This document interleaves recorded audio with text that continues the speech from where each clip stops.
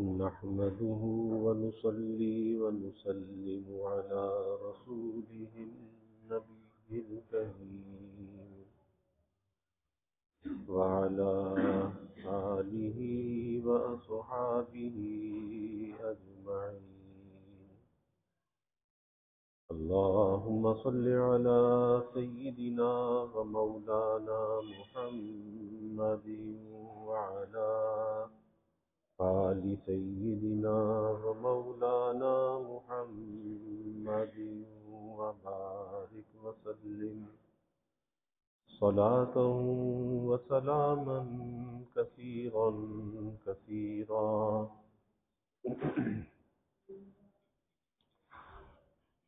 توفیق الہی اپنے مرشد پاک کی برکت سے عشاء کی اس نشست میں فضائل ایمان کا درس چل رہا ہے. اللہ تعالیٰ اس درس کی برکت سے ہمارے ایمان کی حفاظت فرمائے اور موت تک قبر تک اللہ ہمارے ایمان کو سلامت رکھے.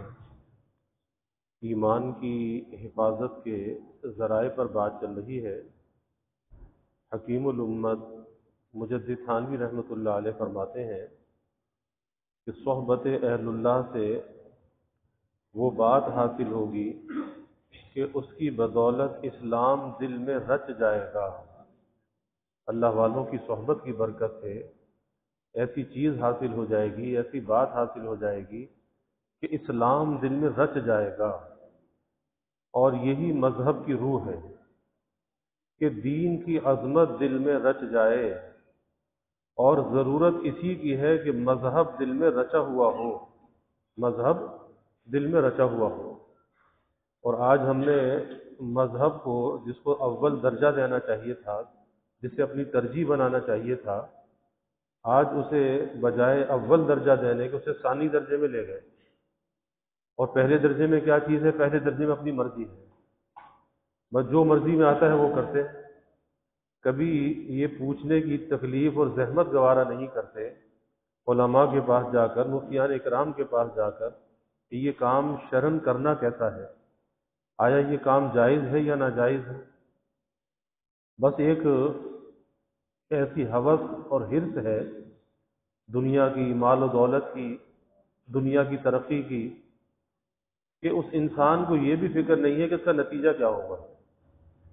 ظاہر ہے دنیا کے اندر اگر کسی کام میں نقصان نظر آتا ہے تو آدمی دنیا میں اس کام کے قریب نہیں جاتا.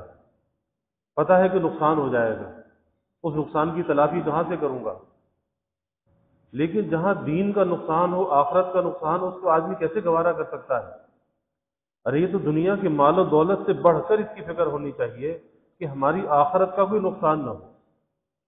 اور جب آدمی علماء سے رہنمائی نہیں لیتا تو پھر جا بجا قدم قدم پر وہ ٹھوکریں کھاتا ہے. اور پھر کیفیت یہ ہو جاتی ہے، ذہن یہ بن جاتا ہے، کہتے جی یہ تو دنیا کا کام ہے نا، تو ہمارا ذاتی کام ہے. اب اس میں کسی سے پوچھنے کی کیا ضرورت ہے؟ بس جیسے بازار میں کام چلتا ہے ویسے ہم چلا رہے ہیں.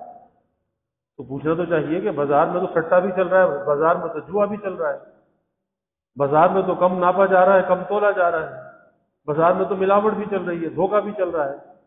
تو کیا سب جائز ہو گیا؟ یعنی جو بازار میں جو کام چلنے لگے وہ جائز اور حلال ہو جائے گا؟ کیسے ہو جائے گا؟ اس لیے پوچھنا چاہیے کہ یہ کام شرعاً مجھے کرنا چاہیے یا نہیں کرنا چاہیے، اس کے حدود اور قیود کیا ہیں. آخر شریعت نے کچھ ضابطے دیے ہیں، کچھ اصول دیے ہیں زندگی گزارنے کے. اسی لیے حضرت فرما رہے ہیں کہ اللہ والوں کی صحبت میں یہ بات حاصل ہوتی ہے کہ اسلام دل میں رچ جاتا ہے. کیسے رچ جاتا ہے؟ کہ جیسے دنیا کے کام انسان بے تکلف کرتا ہے. ایک آدمی اس کو صبح دکان پر جانا ہے، وہ صبح دکان پہ چلا جاتا ہے. ایک آدمی صبح بیدار ہوتا ہے، اول وقت فجر کی نماز پڑھتا ہے، اسے منڈی جانا ہے کیونکہ پتہ ہے کہ الگ صبح منڈی میں بولی لگتی ہے. تو وہ صبح بیدار ہوتا ہے، چلا جاتا ہے. اس کی طبیعت میں کوئی گرانی نہیں ہوتی کیونکہ وہ چیز اس کی طبیعت میں رچ گئی ہے. ایک ملازم ہے، وہ ملازمت پہ جاتا ہے، اسے پتا ہے کہ تنخواہ میں نے یہاں سے لینی ہے، تو وہ جانا، وہ اٹھنا، وہ بستر کو چھوڑنا، وہ گھر سے نکلنا، پھر وہاں جا کر سارا دن کام میں مصروف رہنا، مشقت میں مبتلا رہنا، اسے وہ برا نہیں لگتا کیونکہ طبیعت میں وہ چیز رچ گئی ہے. کس لیے رچ گئی ہے؟ اسے پتا ہے کہ یہاں سے میرا گزر بسر ہے، میری زندگی کی گاڑی یہاں سے چل رہی ہے، اگر میں نے یہاں پر کوئی کوتاہی کی تو زندگی کی گاڑی کیسے چلے گی؟ تو اس کا نفع، اس کا فائدہ پیش نظر ہے۔ یہی وجہ ہے کہ مشقت برداشت کرتا ہے لیکن اس کام کو ضرور کرتا ہے۔ ایک کسان ہے، رات کے 4 بجے 3 بجے کھیت میں پہنچ جاتا ہے، کیا ہے جی صبح جا کر وہ کھیت کو پانی دیتا ہے، اپنے کھیت کی نگرانی کرتا ہے، تو کیا چیز ہے جو اسے اٹھا کر کھڑا کر دیتی ہے؟ اس کی کام کی لگن، اس کی محبت دل کے اندر ہے، اس کا نفع اس کے پیش نظر ہے، اس لیے وہ چیز اسے اٹھا کر کھڑا کر دیتی ہے، اور رات کے 4 بجے وہ کھیت میں ہوتا ہے۔ تو پھر اسی طرح سے اگر اسلام دل کے اندر رچ بس جائے، کیونکہ دنیا کی مثالیں تو ہمارے سامنے ہیں، اور میرے شیخ حضرت مسیح الامت رحمۃ اللہ علیہ ایک بات فرماتے تھے طالبین اور سالکین تھے، اور ہم میں سے ہر شخص طالب بھی ہے اور سالک بھی ہے۔ طالب کا مطلب کیا کہ اللہ کی طلب میں لگنے والا، اور سالک کسے کہتے ہیں؟ سلوک، راستہ طے کرنے والا۔ تو ہمارا جو راستہ طے ہو رہا ہے وہ اللہ کی طرف ہو رہا ہے، تو ہم سالک بھی ہیں، اور آخرت کی طلب دل کے اندر ہے تو طالب بھی ہیں۔ تو فرماتے تھے کہ طالبین اور سالکین سے کہ ارے تم کیسے طالب مولا ہو؟ تم ایک طالب دنیا سے ذرا نصیحت حاصل کرو کہ ایک کسان اپنے کھیت میں رات کو 4 بجے پہنچ جاتا ہے، وہ طالب دنیا ہے، دنیا کی طلب میں پہنچتا ہے، اور تم طالب مولا ہو کر تم سے فجر میں نہیں اٹھا جاتا، تم سے بستر نہیں چھوڑا جاتا، تم فجر کی نماز قضا کر دیتے ہو، تو تم کیسے طالب مولا ہو؟ جبکہ طالب مولا کو طالب دنیا سے زیادہ آگے بڑھ کر اپنے کاموں کو انجام دینا چاہیے۔ اس لیے حضرت فرما رہے کہ اللہ والوں کی صحبت میں یہ بات حاصل ہوتی ہے کہ اس کی بدولت اسلام دل میں رچ جاتا ہے، یعنی ایک رغبت پیدا ہو جاتی ہے، رغبت پیدا ہو جاتی ہے، اور وہ صحبت کی برکت سے ہوتی ہے۔ اور یہی مذہب کی روح ہے کہ دین کی عظمت دل میں رچ جائے، اور ضرورت اسی کی ہے کہ مذہب دل پر رچا ہوا ہو، یعنی غالب کوئی کیا چیز ہونی چاہیے، کس چیز کو غلبہ ہونا چاہیے؟ مذہب کو غلبہ ہونا چاہیے، مذہب غالب ہونا چاہیے۔ اور اس کا پتہ کیسے چلتا ہے؟ اس کا پتہ اس کی نمازوں سے نہیں چلتا۔ مذہب اگر اس میں غالب ہے، مذہب اگر رچا بسا ہے، اس کا پتہ معاملات سے چلتا ہے، اس کا لین دین کیسا ہے، اس کی معاشرت سے چلتا ہے کہ اس کا رہن سہن کیسا ہے۔ کبھی اس کے لین دین سے پتہ چلتا ہے، کبھی رہن سہن سے پتہ چلتا ہے، اور کبھی پتہ اس کے اخلاق سے چلتا ہے کہ مذہب اس کے اندر رچا بسا ہے یا نہیں۔ کوئی اگر اس کے خلاف مزاج اگر بات کہہ دے تو غصہ آتا ہے یا نہیں آتا؟ غصے میں آپے سے باہر تو نہیں ہوتا، کوئی بات ناگوار تو نہیں لگتی، اور اگر ناگوار لگتی ہے تو اس کا ریئیکشن کیا ہوتا ہے، رد عمل کیا آتا ہے؟ کیونکہ اگر اس کا رد عمل آتا ہے تو علامت ہے کہ اندر کو تکبر اور بڑائی ہے، کہ بات بات بری لگ رہی ہے، بات بات میں غصہ، بات بات میں آپے سے باہر، بات بات میں گھر کے اندر فساد، بیوی سے جھگڑا، اولاد سے جھگڑا، تو پتہ چلا کہ اخلاق کے اندر بگاڑ ہے۔ تو اس کے معاملات سے، اس کی معاشرت سے، اس کے اخلاق سے پتہ چلتا ہے کہ مذہب اس کے اندر کتنا رچا ہوا ہے، اور دل کے اندر وہ چیز کتنی بسی ہوئی ہے۔ ورنہ نماز پڑھنا عبادت تو بہت آسان ہے، اور عبادت میں لگنے والا کامل مکمل دیندار نہیں کہلاتا۔ کامل مکمل دیندار جب کہلائے گا کہ جب دین کے تمام شعبوں پر وہ عمل کرنے والا ہوگا، اب کہہ سکتے کہ ہاں یہ کامل مکمل دیندار ہے۔ فرمایا کہ اگر دل میں یہ حالت نہیں ہے، یعنی اللہ کا دین غالب نہیں ہے، اور ہر موقع پر اس کا ظہور نہیں ہو رہا، اگر دل میں یہ حالت نہیں ہے تو نہ ظاہری نماز کام کی، نہ روزہ کام کا۔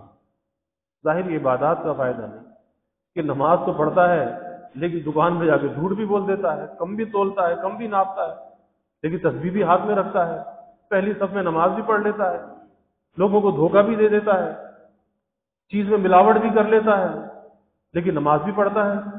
تو پھر ایسی نماز جو اسے برائی سے روکنے کا ذریعہ نہیں بن رہی، کیونکہ نماز کی تو تعریف یہ بیان کی ان الصلاۃ تنہی عن الفحشاء والمنکر، کہ یہ نماز جو ہے تنہا نماز، یہ فحشاء اور منکر سے، برائی سے روکنے والی ہے۔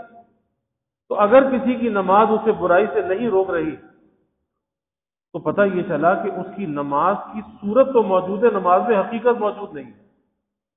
اگر نماز کی حقیقت بھی موجود ہوتی، نماز کے ظاہری جسم کے ساتھ اس کی روح بھی موجود ہوتی، تو ہر برائی سے اس کے لیے رکنا آسان ہوتا، پھر کسی برائی میں اس کا ابتلا نہ ہوتا۔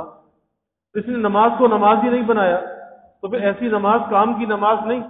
اس لیے حضرت یہ بات فرما رہے ہیں کہ اگر دل کی یہ کیفیت نہیں ہے، اسلام اور مذہب کی روح اس کے اندر اگر نہیں ہے، تو پھر نہ اس کی نماز کام کی ہے، نہ اس کا روزہ کام کا ہے۔ اور حدیث شریف میں بھی آتا ہے کہ بعض لوگ ایسی نماز پڑھتے ہیں، ایسی نماز ان کی قیمتی ہوتی ہے کہ فرشتے اس کی نماز کو ریشمی کپڑے میں لپیٹ کر، خوشبودار کپڑے میں لپیٹ کر بڑے احترام کے ساتھ اسے آسمان پر لے جاتے ہیں۔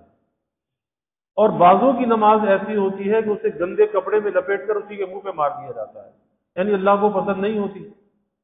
تو اس لیے دیکھنا چاہیے کہ ہماری عبادت کس قسم کی ہے، اور ہماری عبادت کے جو اثرات ہیں وہ ہماری زندگی کے اندر نظر آتے ہیں یا نہیں نظر آتے۔ جیسے ایک شخص ڈاکٹر عبداللہ صاحب عارفی نور اللہ مرقدہ کے مرید تھے، تو آ کر کہا کہ حضرت آپ کی برکت سے، آپ کی توجہ سے میں 12 تسبیح کا ذکر کر لیتا ہوں۔ ہمارے سلسلے کا ذکر ہے جس میں 2 تسبیح لا الہ الا اللہ کی، 4 تسبیح الا اللہ کی، 6 تسبیح اللہ اللہ کی، اور 1 تسبیح اسم ذات، اسم اعظم اللہ اللہ اللہ کی۔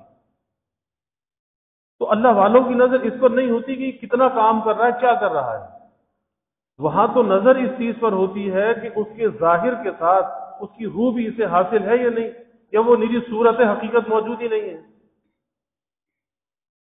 تو حضرت عارفی نور اللہ مرقدہ نے اس سے سوال کیا، اس سے پوچھا کہ بھائی یہ جو تم 13 تسبیح کا ذکر کرتے ہو، تو یہ دن کے 13 گھنٹوں میں نظر بھی آتا ہے؟ یعنی یہ تمہارا ذکر تمہارے دل پر کتنا اثر کر رہا ہے؟ تو دن کے 13 گھنٹوں میں نظر بھی آتا ہے؟ تمہاری نظروں کا استعمال کیسا ہے، تمہاری زبان کا استعمال کیسا ہے، تمہاری ذات سے کسی کو تکلیف تو نہیں پہنچ رہی، تم اللہ کی مخلوق کے حق میں موذی بنے ہوئے تو نہیں ہو، تو آخر وہ ذکر نظر بھی آ رہا ہے یا نہیں نظر آ رہا؟ اگر وہ ذکر نظر آ رہا ہے، زندگی کے اندر تبدیلی آ رہی ہے، تو پھر علامت ہے کہ اللہ کو پسند ہے، اللہ کے یہاں مقبول ہے۔ اور اگر عمل تو کر رہا ہے، نماز، روزہ، ذکر، تلاوت، سب کچھ کر رہا ہے، لیکن زندگی کے اندر تبدیلی واقع نہیں ہو رہی، تو پھر لمحہ فکریہ ہے کہ یہ تبدیلی کیوں نہیں آ رہی۔ بھئی ایک آدمی کھانا کھاتا ہے تو پیٹ بھرنا چاہیے، اگر کھانا کھا کر بھی پیٹ نہ بھرے تو کوئی بیماری ہے، تو اس کی بیماری کا علاج ہونا چاہیے۔ تو نیکی کرنے کے بعد اس کا اثر اگر نظر نہ آئے، زندگی میں تبدیلی واقع نہ ہو، تو پتہ یہ چلا کہ اس کی ظاہری صورت تو موجود ہے لیکن اس کے اندر حقیقت موجود نہیں ہے۔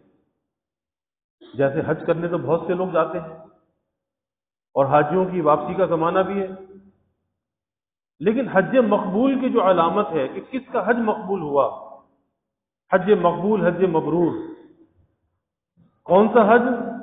اللہ کے حبیب صلی اللہ علیہ وسلم نے فرمایا الحج المبرور لیس له جزاء الا الجنہ، کہ جو حج مبرور ہے، اس حج مبرور کی جو جزا اللہ کے یہاں ہے وہ بجز جنت کے اور کچھ نہیں ہے، وہ حج مبرور ایسا ہوتا ہے۔ تو لاکھوں لوگ جاتے ہیں، ہر سال جو ہے وہ 25-30 لاکھ لوگ حج کرتے ہیں، لیکن یہ کیسے پتہ چلے کہ کس کا حج مقبول ہوا، مبرور ہوا؟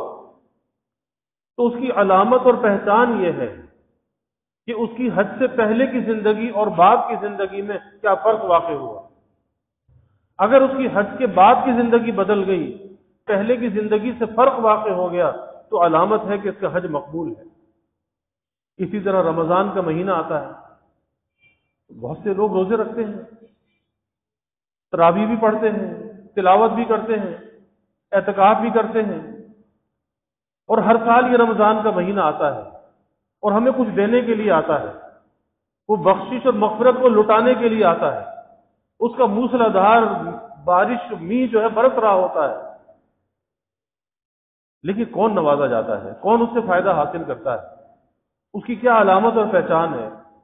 کہ شب قدر میں جاگنے والے تو بہت ہیں، رونے والے بھی بہت ہیں، رات کو رو بھی لیتے ہیں، لیکن کس نے کیا حاصل کیا وہ انسان کی زندگی سے پتہ چلتا ہے کہ اگر اس کی زندگی کے اندر تبدیلی واقع ہو گئی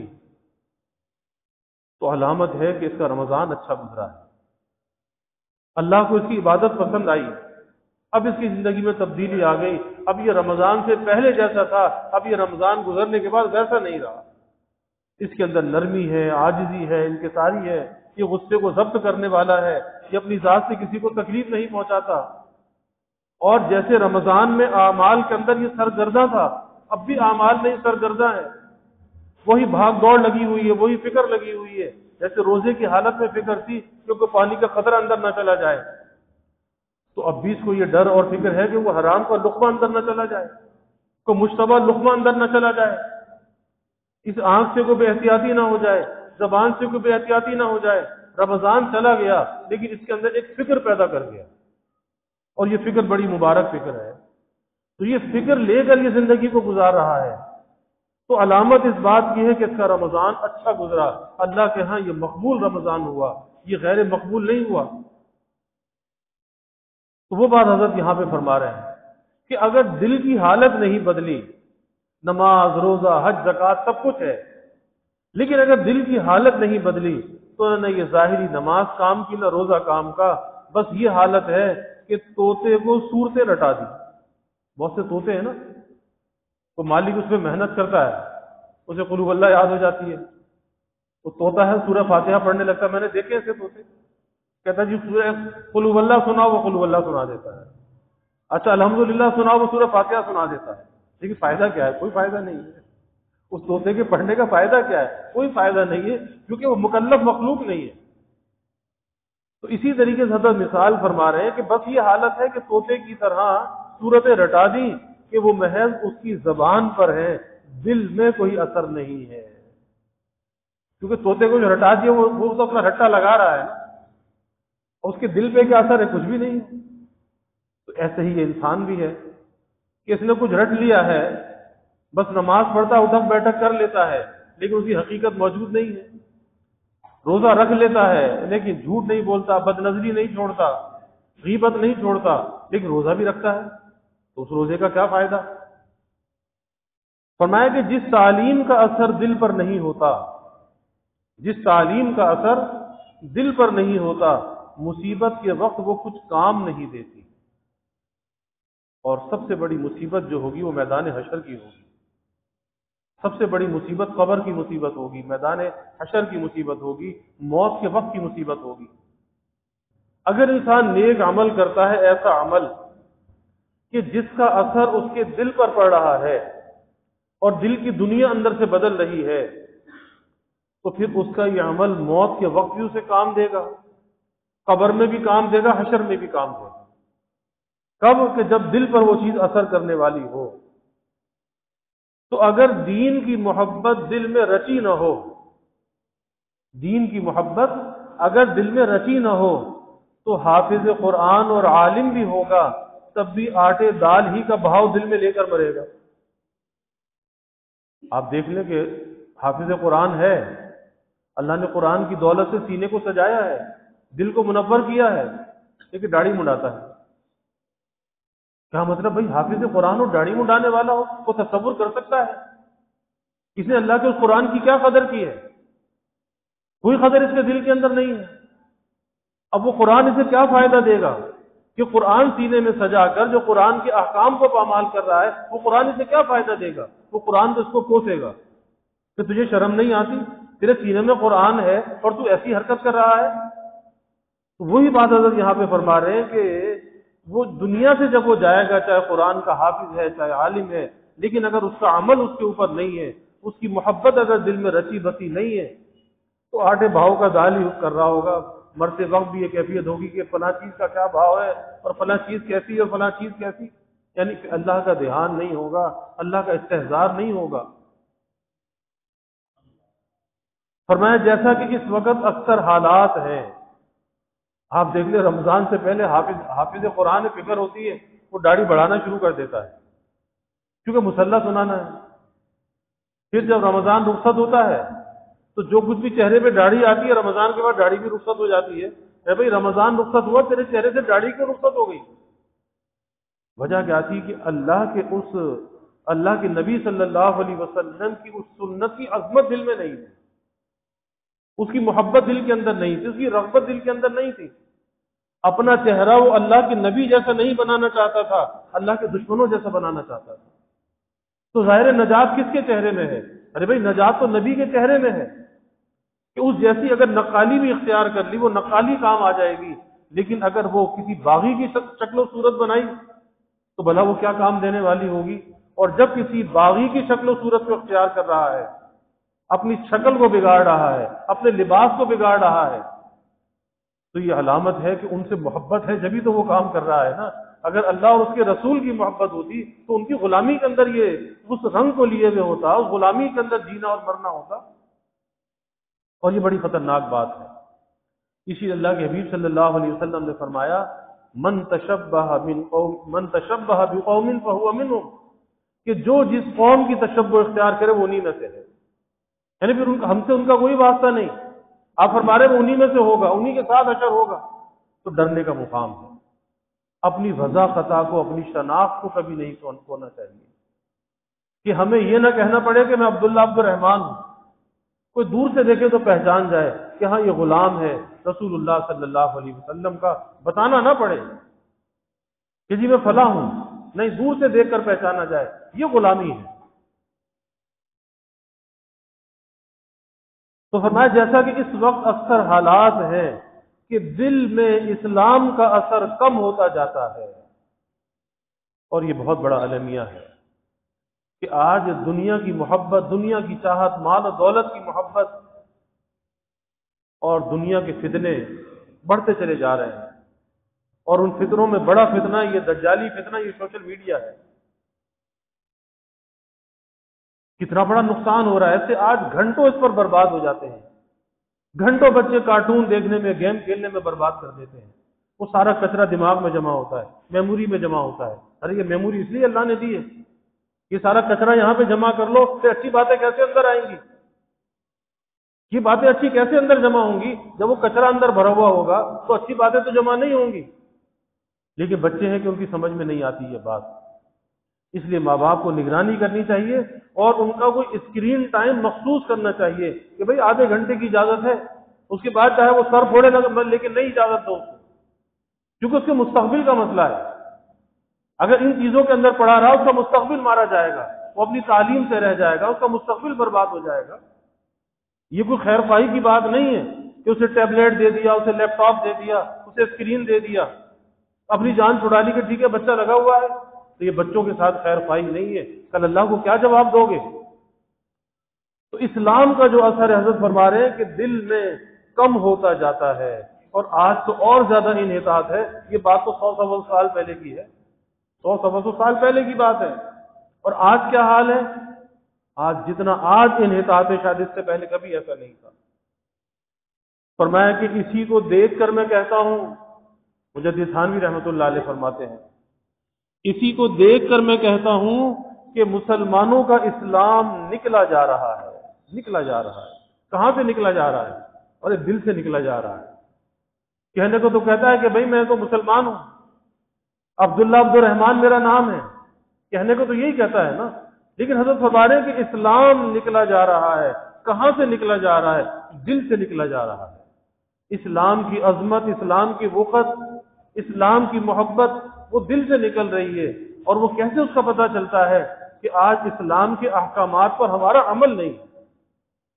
اگر اسلام کے احکامات پر ہمارا عمل ہو تو پتہ چلے کہ ہاں اسلام کی محبت دل میں ہے، اس کی عظمت دل کے اندر ہے۔ اور بھائی یاد رکھیے کہ نجات دہندہ اگر کوئی چیز ہے تو یہ ہمارا مذہب ہے، کہ اس کی غلامی کا توق اگر ہمارے گلے میں پڑا ہوا ہے نا تو پھر تو نجات ہے۔ اور اگر اس غلامی سے ہم نے اپنے آپ کو آزاد کر لیا تو پھر کس کے غلام بنیں گے؟ یہود و نصارہ کے غلام ہوں گے، پھر نفس و شیطان کے غلام ہوں گے۔ اگر دین کی غلامی سے اپنے کو آزاد کر لیا نا، کہتے ہیں آج آزادی کا زمانہ ہے، فریڈم، ہر آدمی فریڈم کا دعوے دار ہے، تو بھائی ایسا فریڈم آپ کو مبارک، ہمیں نہیں چاہیے ایسا فریڈم۔ ہماری تو نجات اسی میں ہے کہ اللہ اور اس کے رسول کی غلامی کا توق ہمارے گلے میں پڑا رہے۔ تو اور یہ غلامی ہزاروں آزادیوں پر قربان ہے، اس غلامی کے اندر ہماری نجات ہے۔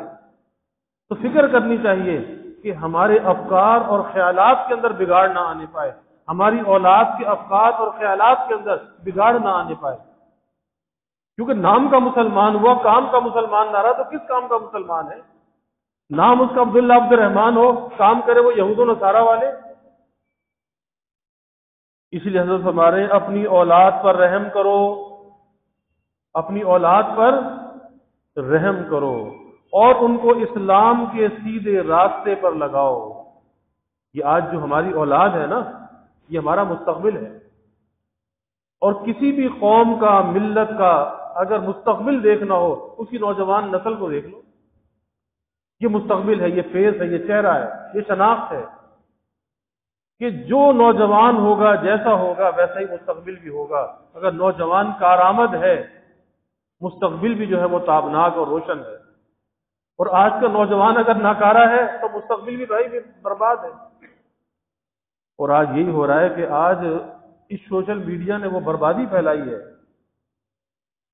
کہ ذہنی، فکری اعتبار سے اور جسمانی اعتبار سے آج اس نے نوجوان بچوں کو، چھوٹے چھوٹے بچوں کو ناکارہ کر دیا کہ بچے کی جو اسکلز ہیں، صلاحیتیں ہیں، وہ برباد ہو رہی ہیں، کہ بچہ 6 گھنٹے اسکرین کے سامنے تو بیٹھ جاتا ہے، لیکن وہ ایسے بیٹھ کے بات نہیں کر سکتا، وہ بات سن نہیں سکتا، اس کے سننے کی صلاحیت، اس کے بولنے کی صلاحیت، اس کے پڑھنے کی صلاحیت، اس کے لکھنے کی صلاحیت آج سوشل میڈیا سے برباد ہو رہی ہے۔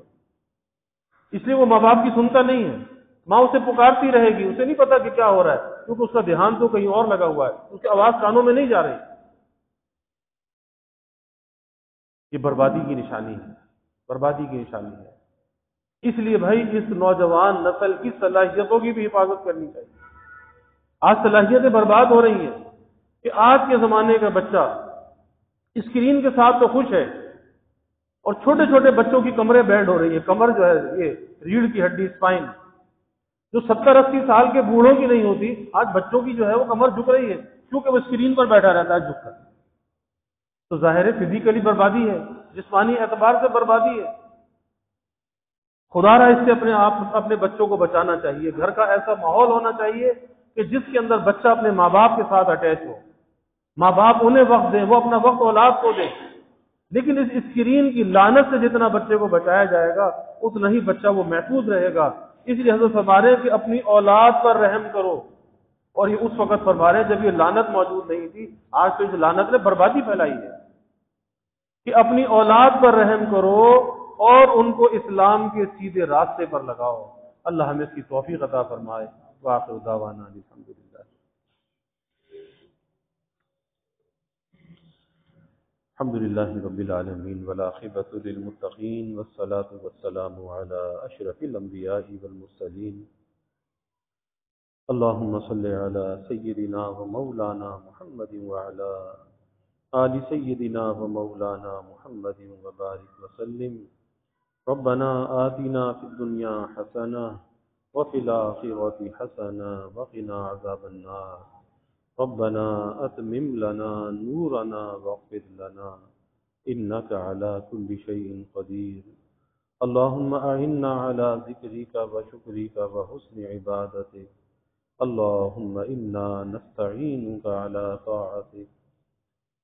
اللهم وفقنا لما تحب وترضى من القول والعمل والفعل والنية والهدى إنك على كل شيء قدير۔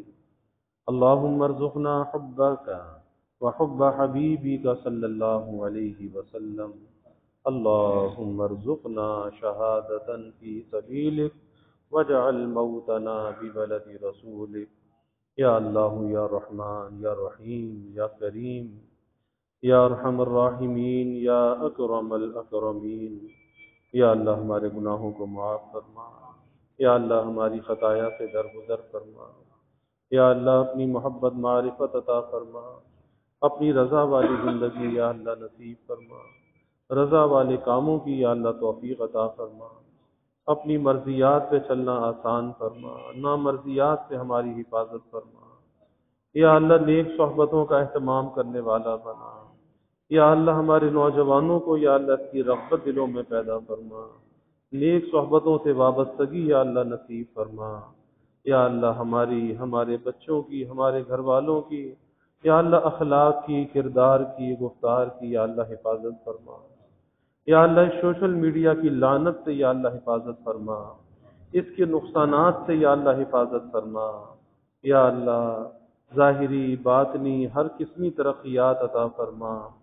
یا اللہ سب کے دلوں کے نیک ارادوں کو، تمناؤں کو یا اللہ غیب پورا فرما، سب کی حاجات کو پورا فرما، پریشانیوں کو دور فرما، بیماریوں سے یا اللہ حفاظت فرما، ہر ناگہانی بلا اور مصیبت سے یا اللہ حفاظت فرما، زمینی آسمانی آفات سے یا اللہ حفاظت فرما، موذی امراض سے یا اللہ حفاظت فرما۔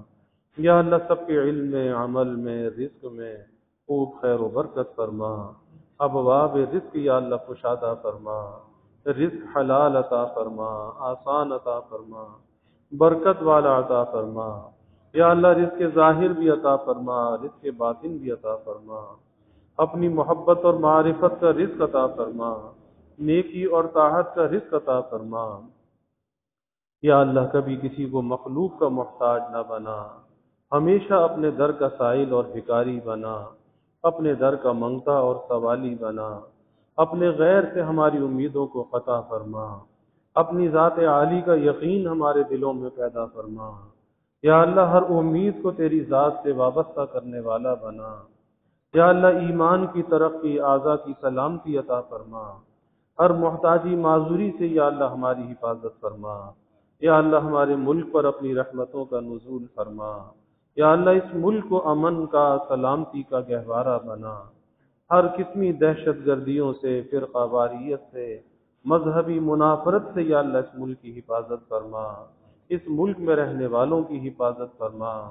یا اللہ اس ملک میں معاشی، معاشرتی، اخلاقی اور سیاسی استحکام عطا فرما، تا قیام قیامت یا اللہ اس ملک کو آباد فرما، اس میں رہنے والوں کو آباد فرما۔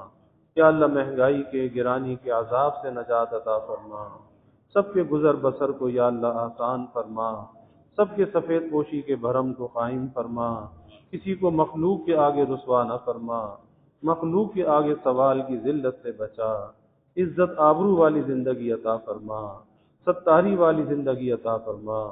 یا اللہ سب کے گھروں میں چین، سکون، عافیت، راحت عطا فرما، نعمتیں، برکتیں عطا فرما۔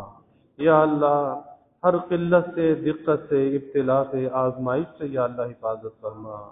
یا اللہ ہم کمزور ہیں، ضعیف ہیں، کسی امتحان اور آزمائش کے قابل نہیں، ہر قسم کے ابتلا اور آزمائش سے تیری پناہ چاہتے ہیں۔ یا اللہ نہ ہماری جان پر کوئی آزمائش آئے، نہ ہمارے مال پر کوئی آزمائش آئے، نہ ہماری اولاد پر کوئی آزمائش آئے، نہ ہمارے ایمان پر کوئی آزمائش آئے۔ یا اللہ ہر قسم کے شرور سے حفاظت فرما، ہر جانب سے یا اللہ حفاظت فرما، سب کے اولادوں کو نیک صالح بنا، آنکھوں کی ٹھنڈک بنا، والدین کے لیے راحت کا ذریعہ بنا۔ یا اللہ اولاد کو یا اللہ آزمائش نہ بنا، امتحان نہ بنا۔ یا اللہ اولاد کو والدین کے لیے نیک نامی کا ذریعہ بنا، والدین کو اولاد کی خوشیاں دیکھنا نصیب فرما، سب کی اولادوں کا مستقبل یا اللہ تابناک بنا، جو بے اولاد ہیں یا اللہ نیک صالح اولاد عطا فرما۔ یا اللہ جو اولاد نرینہ چاہتے ہیں نیک صالح بیٹے عطا فرما۔ یا اللہ جو بچے بچیاں بے نکاح بیٹھے ہیں یا اللہ ان کے لیے نباہ والے جوڑ کے رشتے عطا فرما، تمام والدین کو اس فریضے سے سبکدوش فرما، والدین کی آنکھوں کو ٹھنڈک اور راحت عطا فرما۔ یا اللہ گزشتہ رات ہمارے شہر میں نوجوان حافظ حماد کا یا اللہ جو قتل ہوا، یا اللہ تو اس کی شہادت کو اپنی بارگاہ میں قبول فرما۔ یا اللہ اس کے گھر والوں کو، اس کے والدین کو، یا اللہ اس کے بیوی بچوں کو یا اللہ صبر جمیل عطا فرما۔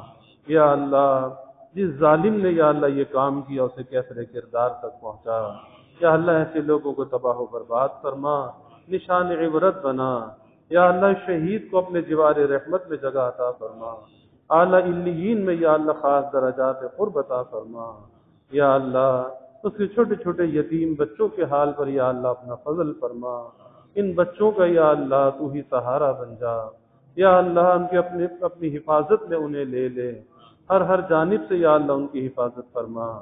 یا اللہ ان کے گھر والوں کو اس صدمے پر یا اللہ سہار عطا فرما، صبر عطا فرما، اپنی معیت عطا فرما، اور صبر پر جو انعامات ہیں یا اللہ وہ عطا فرما۔ یا اللہ ایسے حادثات سے، سانحات سے یا اللہ سب کی حفاظت فرما، سب کے بچوں کی حفاظت فرما۔ یا اللہ اپنی رحمتوں کا، برکتوں کا، راحتوں کا نزول فرما، زحمتوں کو دور فرما۔ یا اللہ ہمیں دین دنیا آخرت کی ہر بھلائی عطا فرما، عافیت دارین عطا فرما۔ ربنا تقبل منا انك انت السميع العليم وتب علينا انك انت التواب الرحيم وجزى الله عنا محمدا صلى الله عليه وسلم ما هو اهله وصلى الله تعالى وسلم على النبي الكريم آمين برحمتك يا ارحم